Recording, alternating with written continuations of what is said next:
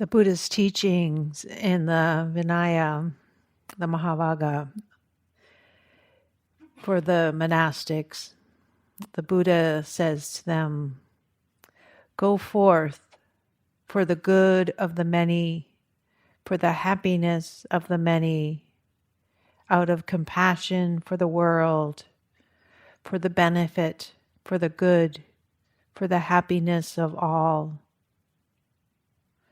Teach the doctrine that is beautiful in its beginning, beautiful in its middle, and beautiful in its ending." So as we focus on compassion today, we can remember that this was the intention, this was the impulse for the Buddha's teaching. Go forth for the good of the many, for the happiness of the many, out of compassion for the world. So as we are practicing, we can remember this upwelling of aspiration for compassion for the world, for the benefit, for the good, for the happiness of all. In some Zen practices, you start off by saying the verse, "I vow, beings are numberless, I vow to save them all." And this is that inspiration. Out of compassion, we are put into action. And it can seem rather daunting to have this sense of the world. And then we are but this little speck on a bigger speck. Really hard to touch into how we might have any impact, any reverberation. A few weeks ago, many of you may have seen on the news the volcano that erupted in Tonga. I was in Santa Cruz. I spend a lot of time living in Santa Cruz. And the 5,000 miles away from this island nation, Tonga, and the harbor across from me flooded. The waves, the impact of that energy from the fire element that manifested. And so that fire element that manifested and deeply touched by the impact of the Tongan people, but also amazed that just across the street from me, these cars were underwater, 5,000 miles away. And being, having a background in ecology, knowing that teaching of the butterfly effect, that, there's this lovely image of the butterfly flapping in one part of the world can, impact the weather systems in another part. So those images, that image of the butterfly has always helped me understand what it means to go forth for the benefit of the many, with this heart that I'm just meeting whatever compassion is right here in front of me. And having the water travel, not the water didn't travel, the energy travel to the harbor across from me, like 5,000, and it took like maybe 24 hours. So knowing that this ripple effect of our actions, of the hearts that we are working on, the minds and the bodies that we are practicing with, that we don't know. We don't know the reverberations, who will touch, who, will receive it and kind of just have a little flutter. So I bring that in because we're going to be offering compassion today to all beings. We're going to start with an easier being for you, someone who you love or yourself. And then we're going to broaden it to here, and then we're going to go out to all beings. And when we, there's many images for the Buddhas of compassion, and one of them is like hearing the cries of the world, and you see the many hands, and in each hand there's an eye. And it's a sense of witnessing and opening our hearts to the cries of the world, the first noble truth that they're suffering. And then if we look at the back of the room where there's the Bodhisattva of compassion, you can see that she has one leg up. And that's because there's this idea that there's a response. Sometimes we actually act from our compassion. So the Bodhisattva has a leg, like maybe there's something I need to do. Maybe there's a compassionate response here that I'm going to be engaged. And so compassion can bring about that energy of action, of relationship. And so you might find that arising, that energy, maybe the energy of the fire element as we work with compassion. Sometimes there can be anger of the injustice of the world that we feel as we think about compassion. We can feel that fire element. And I think the fire element is important because it can awaken in us something, it can awaken a passion. And we can notice if we want to react from it, or it can turn towards this way that there's something that some teachers called fierce compassion, where, the compassion for the world, for the benefit of the many, for the compassion of the world, that we're holding our practice so deeply that it's not just for my own benefit, but really compassion for the world. Remembering at the same time the first noble truth of suffering. And at the same time, in the Dhammapada, it says, let one not neglect one's own welfare for the sake of another, however great. Clearly understanding one's own welfare, let one be intent upon the good. So it's not an either or. It's not a giving up our own well-being. This not neglecting oneself, while we also are allowing ourselves to feel in the world. So this is a very courageous endeavor. The Brahma Viharas can be thought of as kind of soft, maybe that sort of not the real teaching, but this very courage, that heart leaning in, just so connecting with that as we do this today.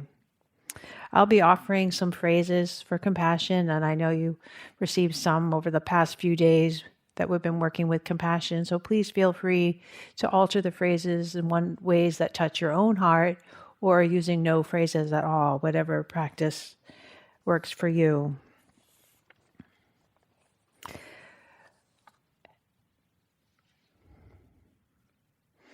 I'm going to ring the bell to get us started in our practice. As with all the Brahma Viharas, you're welcome to take a position that is one of comfort to the heart, mind, and body. So whatever that looks like for you.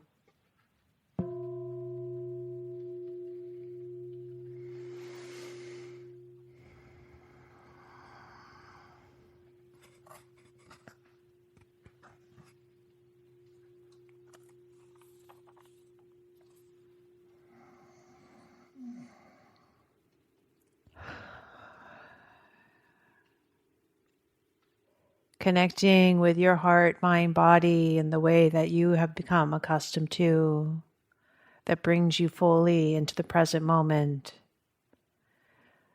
Connecting with this quality of mindfulness, of loving awareness, awakening factor that awakens us to this moment.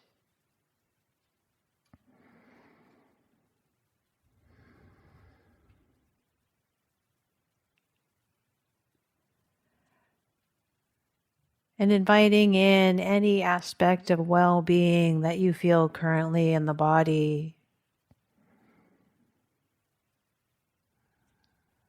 Bringing in intentionally that quality of ease that you may feel, however subtle,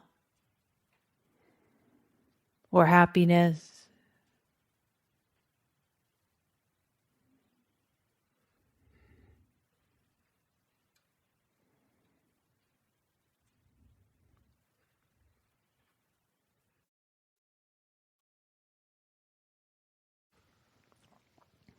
And at any time during this meditation, you're invited to return to the body and the breath or sounds.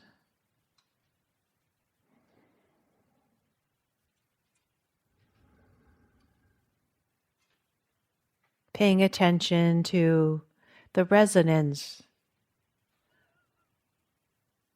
the interplay between your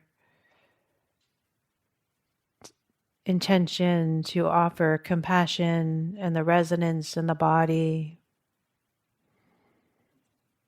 This energetic field that we all exist in, where we touch one another and our thoughts and emotions engage with our hearts and bodies.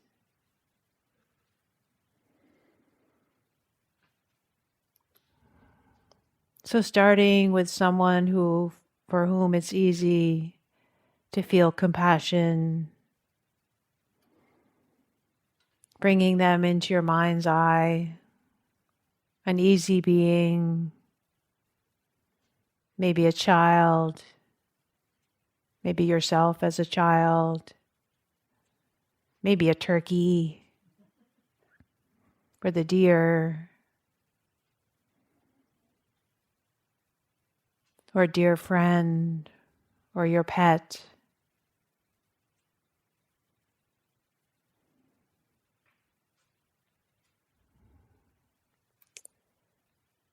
I use two phrases for myself for compassion. The first one, may you be free from suffering. And the second one, may I or may you care about your pain. May I be free from suffering. I care about my pain. And the second phrase helps remind me that I'm not trying to get rid of anything. That the first noble truth means to be born in this human form is to experience suffering in some ways throughout our lives. And at the same time, this tender heart wishes that we were free from suffering by knowing the practice, by caring, not in order to get rid of, but rather to hold with tenderness, with this sense of compassion.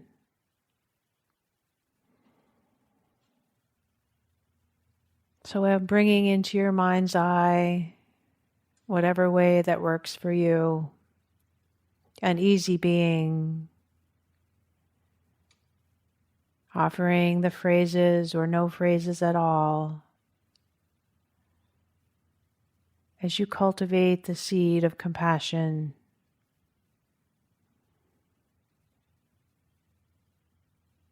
May I be free from suffering.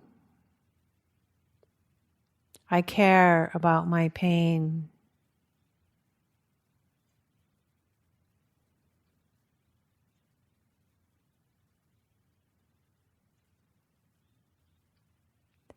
May I be free from suffering. I care about my pain.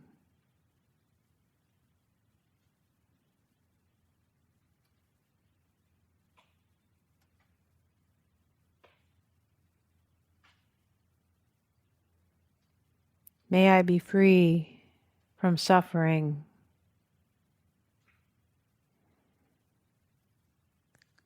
I care about my pain.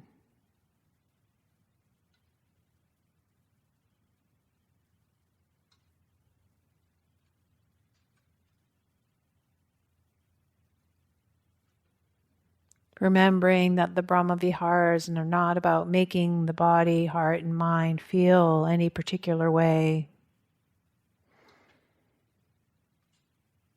We may feel numbness or a whole host of emotions arising during this practice, and that's okay.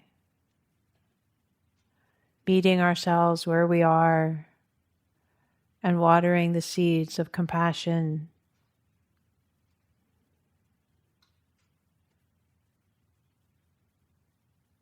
I care about my suffering.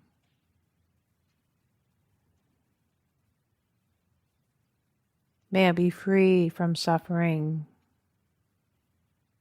I care about my pain.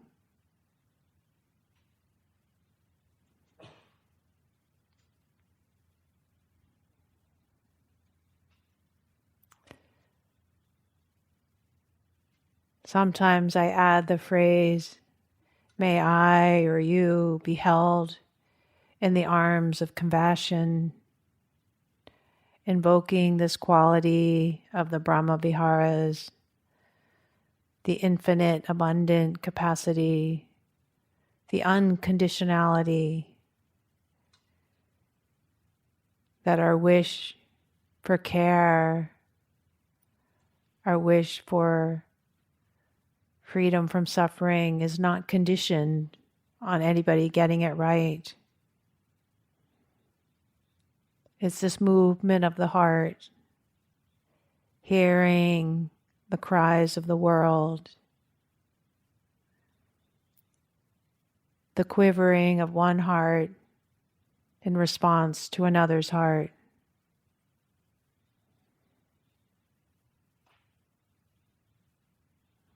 May I be free from suffering.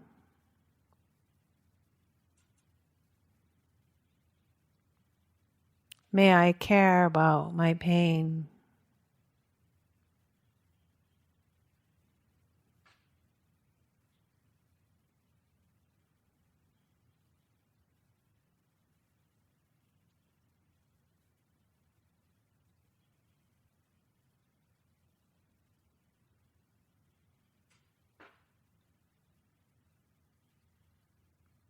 Continuing on in your own way, cultivating this compassion for an easy being.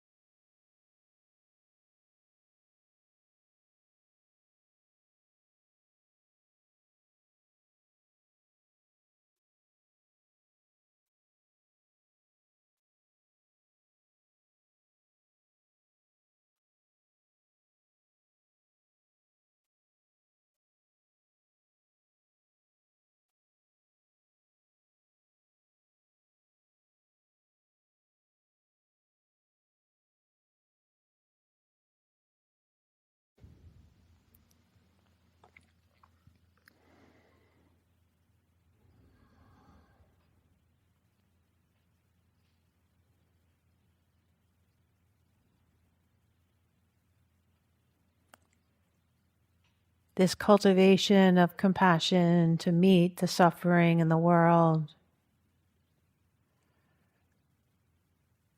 can sometimes feel personal, can lead us to overwhelm.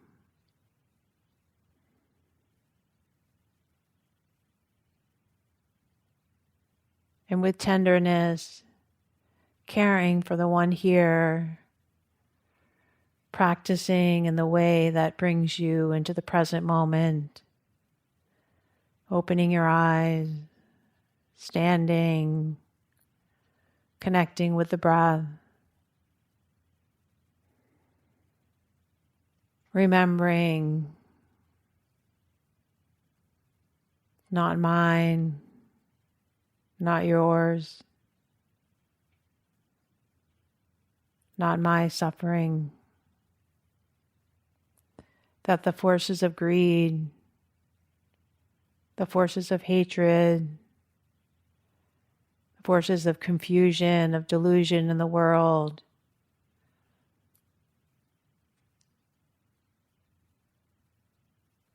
are conditioning actions in countless beings that create suffering,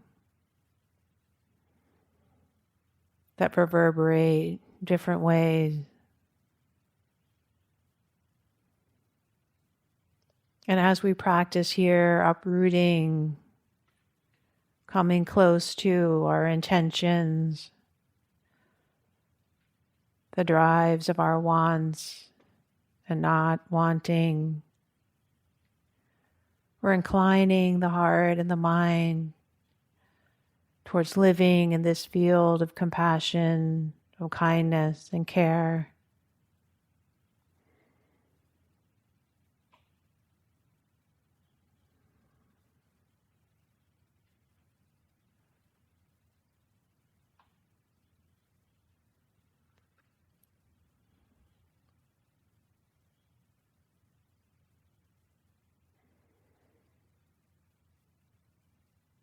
Dropping the easy being and bringing to mind our Sangha,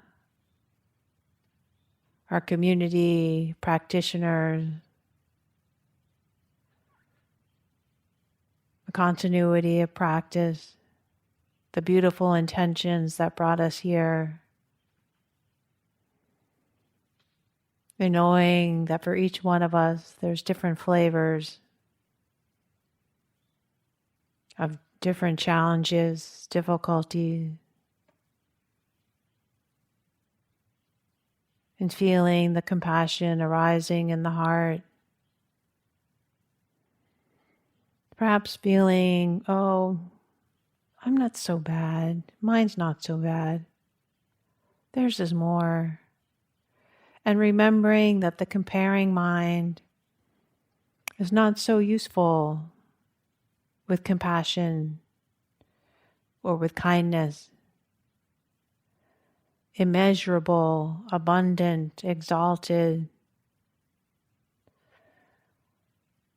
to feeling the capacity to care, the compassion arises in relationship to what's there.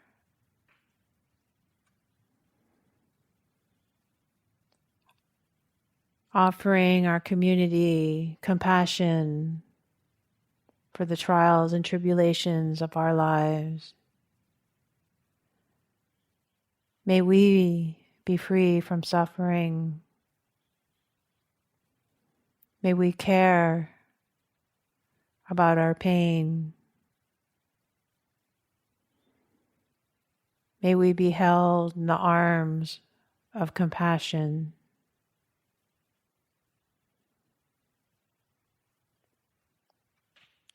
May we be free from suffering.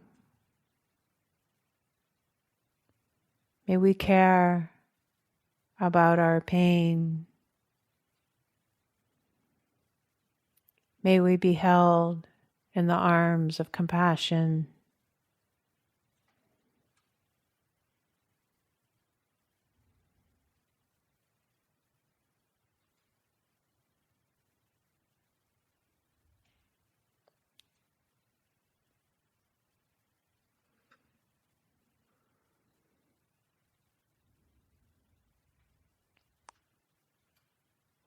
and allowing the compassion to ripple out as much as is possible, as if you were to drop a pebble and the ripples were spreading across the pond, just through that intention to water the seed of compassion, extending this sense of we to include the land and all the beings on the land here, all the human beings, all the different animals, the plants, the trees. May we be free from suffering. May we be held in the arms of compassion.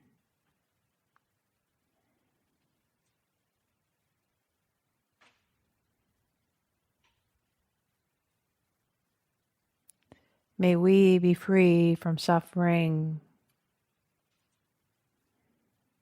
May we be held in the arms of compassion.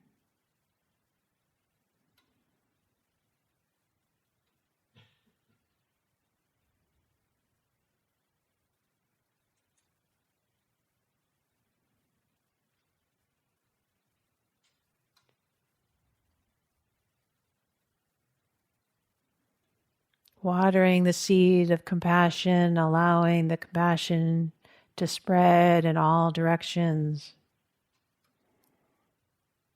as much as is possible.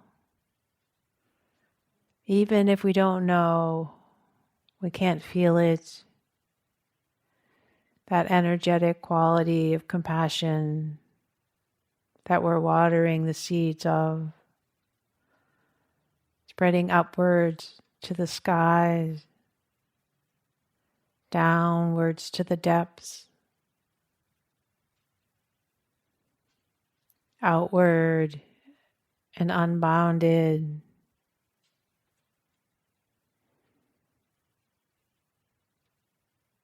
Imagining the compassion extending in all directions to include all beings.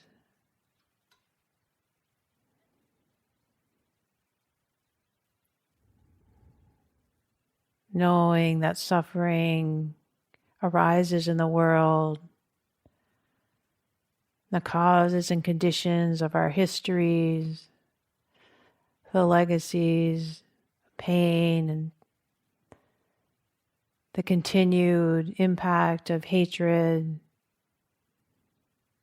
of greed, of confusion, watering the seed of compassion in our own hearts.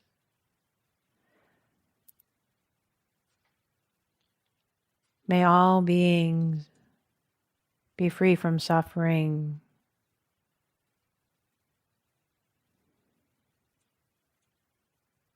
May all beings be held in compassion.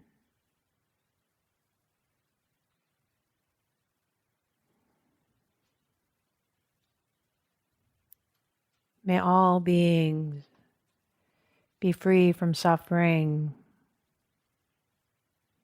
May all beings be held in compassion. There may be points where we feel a contraction in our heart, or a place where the ripples seem to hit a rock, kind of move around and swirl and eddy a little bit. No problem. Coming back to watering that seed as much as is possible.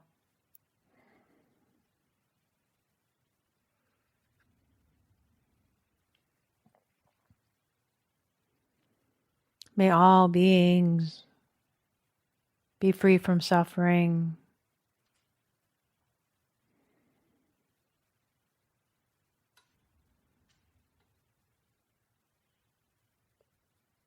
May all beings be met in their lives with compassion.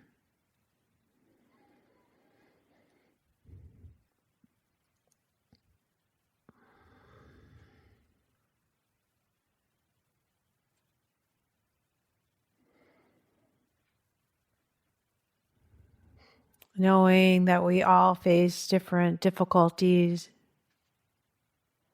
May we wish for others that their difficulties be eased, that they experience freedom from suffering, that all beings in all directions, in all worlds, all two-legged beings, all many-legged beings, all those that swim, crawl, fly, skip, jump, hop, dance. May all beings, all rooted beings, all plants, the mighty oaks, the redwoods, the single-cell algae, may all beings, without exception, be free from suffering and the causes of suffering.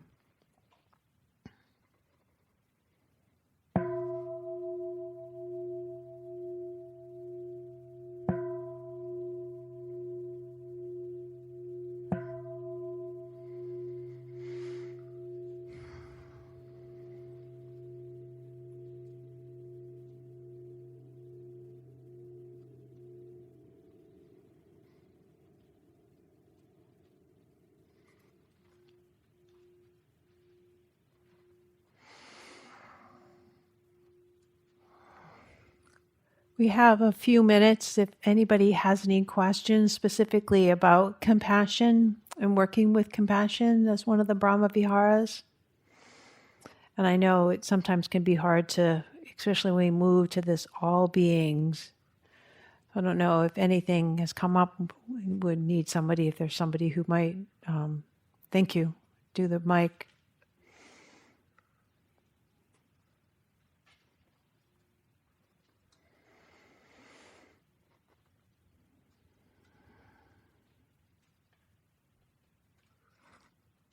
Oh, it's right here. Oh, great, thank you. Are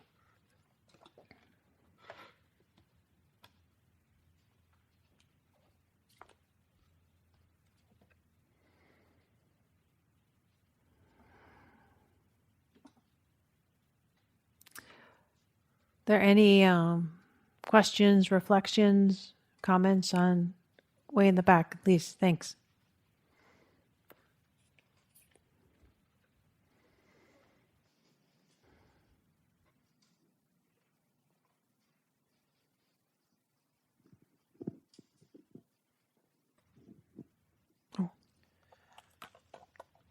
Oh, I forgot. I have to put this on.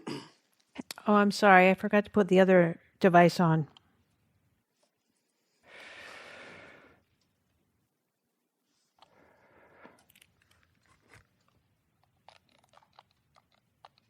Thanks for your patience. My name is Neil. Can you hear me okay? Can you hear me now? Okay. My name is Neil. Yeah, when we get to the all beings, especially when a lot of times the instruction talks about imagining the wave going out in all directions or something like that, and then it just becomes like kind of more of a, yeah, I kind of lose it then, lose that touch with it in a concrete sense.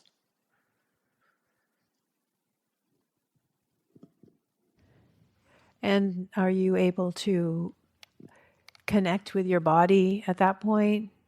Or is it just kind of what happens at that point for you? I think like this time I was imagining, this wave going out and suddenly it's disconnected from the actual compassion practice. It's some picture in my head. But I could come back to my body. Mm-hmm. I guess then I ended up imagining various beings in various places, and that seemed to work okay. Great, great. Yeah, one of the things is that, because we engage the imagination during the Brahma Viharas, that each of us has different flavors that will work for us. And one of the places to always return is the body. It's very helpful, to kind of when that sense of like, woo, comes returning to the body is really great. And like you said, and sometimes when the all gets too much, to have particular touchstones to represent the all is really helpful. So that can kind of take the all to be like, oh, that tree or that person, or that can kind of stand in for all. So, yeah, that makes sense. Thank you.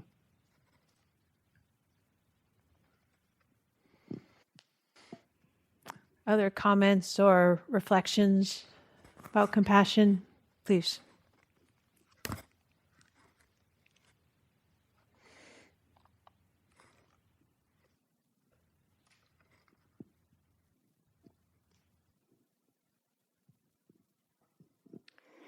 Thank you.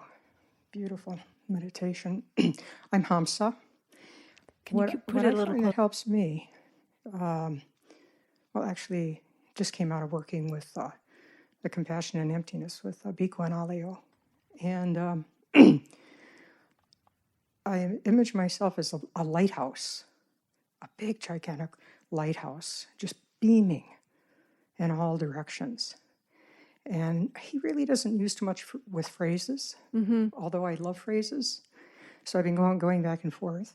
So I go use the phrases, and then I'll image this body that I'm walking around with as this big, gigantic lighthouse, and then use the Pali word, karuna, karuna, in all directions. Thank you. Thank you. The radiating practice with the Brahma Viharas can be really useful. Like, so, as Hamsa was saying, the Bhikkhu Analio does a beautiful radiating practice. And I love that image of the lighthouse, just this lighthouse, and that the light is going out, and the light, just whoever, whatever boat or whatever is encountering it is being cast in the compassion. So it's not as much as you or me, it's this field that exists. And so that's a wonderful, thank you for sharing that image, because that can really work, especially if the phrases get a little, or trying both, trying with the phrases or without, to see about the radiating is a really wonderful way to work with the Brahma Viharas, all of them. Well, thank you so much for your practice this afternoon. As with all of the Brahma Viharas, you're welcome to bring them in at any point throughout the days.